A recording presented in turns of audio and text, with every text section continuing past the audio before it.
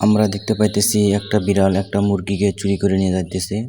যাওয়ার পর সে নিজের বাসায় যাচ্ছে। যাওয়ার পর মুরগিটাকে সুন্দর করে পরিষ্কার করতেছে। পরিষ্কার করা শেষ হলে তখন সে গ্রিল বানানোর জন্য চুলার মধ্যে জ্বালাই দিছে। সে দেখতেছে গ্রিলটাকে সুন্দরভাবে তৈরি করতেছে। দেখতেছি এবার খাওয়ার জন্য খুব সুস্বাদু হবে, খুব সুন্দর হবে।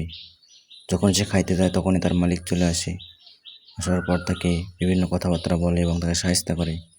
শায়েস্তা করার পর তার গলার মধ্যে গ্রিলটাকে ঝুলাইয়া দেয়। দেওয়ার পর তাকে বাড়ি থেকে বের করে দেয় এবং তখন সে কাজের জন্য একটা শহরে যায়।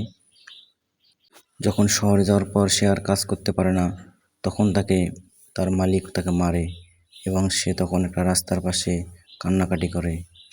ক্ষুধার্ত অবস্থায় সে তখন কান্নাকাটি করে, কিন্তু তাকে কেউ কোনো খাবার পর্যন্ত দেয় না।